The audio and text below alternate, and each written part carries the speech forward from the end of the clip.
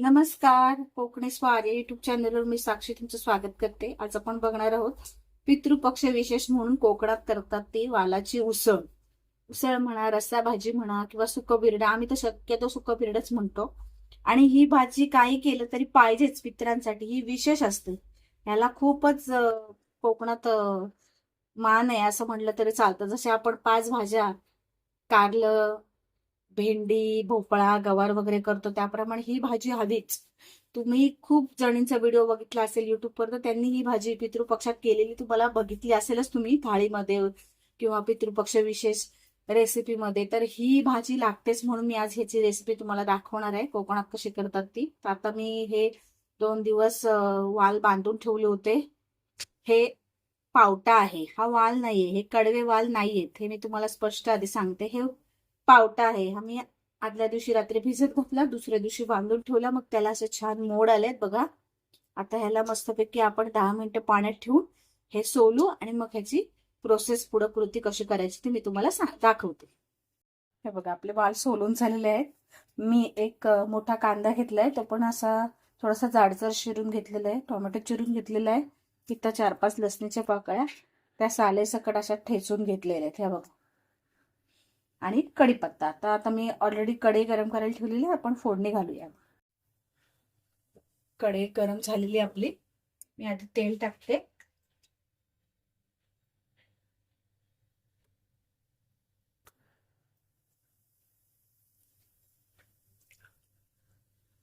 माझी डाव लहान असल्यामुळे मी 2 डाव तेल टाकले. तुमची डाव मोठी असेल तर 1 डाव किंवा 1.5 डाव टाकलं तरी चालेल, असं काही नाहीये. कोकणात पितृपक्षात हे करतातच. ह्याची रस्सा भाजी, सुकं विरडं किंवा कारल्यात भाजी. तर मी कारलं आणलं की ते कारल्यात कशी भाजी करतात ह्याची ते मी तुम्हाला दाखवेन. मोहरी तडतडली की आधी आपण कढीपत्ता आणि लसूण घालून घेणार आहोत. आल्या लसणाची पेस्ट पण आपण वापरणार आहोत.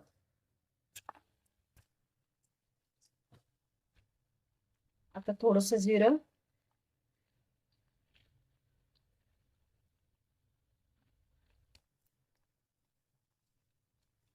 आता कांदा आणि टोमॅटो सोबतच घालायचं.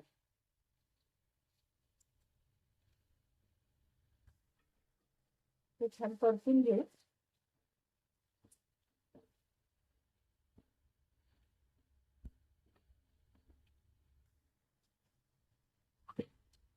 गॅस बारीक करते मी आणि ह्याला झाकून ठेवते, म्हणजे ह्याला छान आधी परतू दे, चांगलं कांद्याला तेल सुटू दे, मग आपण बिरडं घालणार आहोत. ताट मी याच्यासाठी मोठं घेतलंय, मग ह्याच्यावर आपल्याला पाणी घालायचं. मग ह्याच पाण्याने थोडं थोडं करून शिजवून घ्यायचं बिरडं. आता हे परतेपर्यंत आपण गॅस बारीक करून ठेवू. वा, कांदा छान परतलाय. आता आपण ह्याच्यात बिरडं घालणार आहोत.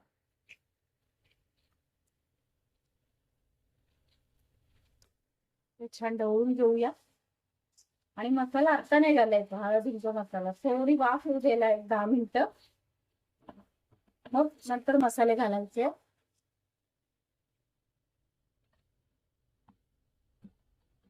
आता वरती आपण ताटावर पाणी ठेवूया. बारीक गॅसवर हे बरोबर होईल. आणि हे पाणी गरम झालं की थोडं थोडं त्याच्यात ओतू आणि मग ते आपोआप ऑटोमॅटिक वाफेवर शिजेल.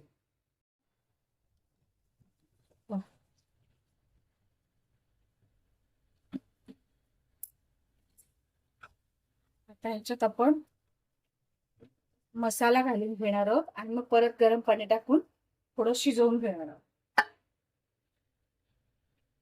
हिंग, हळद, लाल तिखट, गरम मसाला आणि आपला कुठलाही कांदा लसूण मसाला घाला. आम्ही 1.5 चमचा घातलाय, कारण फार तिखट नकोय मला. मला तिखट हवं असेल तर अजून घालू शकतो.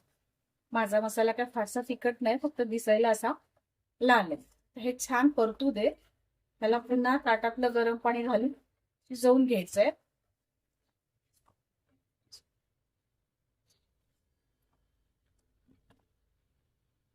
बघा, असं छान गरम पाणी घालायचं गरम पाण्याने कशी चव पण बिघडत नाही आणि कडधान्य पटकन शिजतो.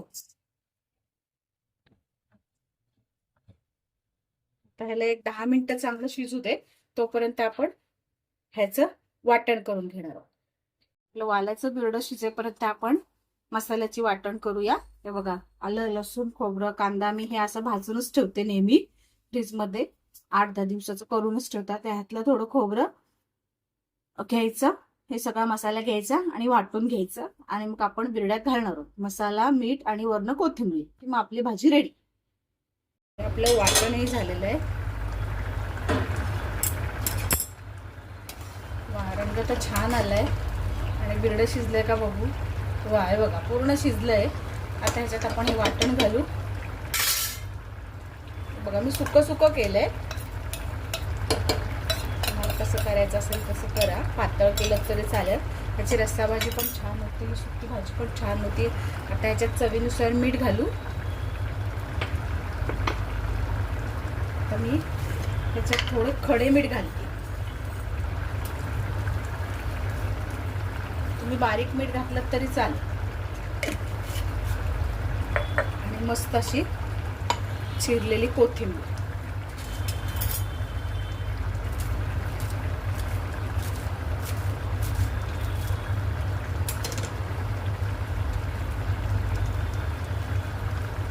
छान मिक्स करू. भाजीचा सुगंध इतका मस्त येतोय ना. तुम्हाला जर माझ्या रेसिपी आवडत असतील तर लाईक करा, शेअर करा, सबस्क्राईब करा आणि बेल आयकॉनचं बटन दाबायला विसरू नका. हे बघा, किती मस्त दिसते आपलं बिरडं. रंगही छान आलाय आणि शिजलंय ते. शक्यतो घरात कडधान्य भिजवले ना की ते डबल होतं. तर एका वाटीचं एवढं झालं, 1 किलोचं केवढं होईल. आता ह्याला एक 5 मिनिटं वाफ होऊ दे, मग आपण छान गरमागरम दाखवते तुम्हाला कसं बिरड्याची चव. असं करून बघा, खाऊन बघा, मग आवडेल. खरा तर ही कोकणातली रेसिपी आहे. थोडा माका बोलू खावा कोकणी, माका माहिती आहे, पण काय आता पुण्यात राहू कोकणी भाषा थोडी कमी पडता माझी. तर आता थोडी प्रॅक्टिस करणार आहे मी. बाकी तुम्हाला रेसिपी आवडत असतील तर लाईक, शेअर, सबस्क्राईब. झाल्यानंतर बघू आपण चव.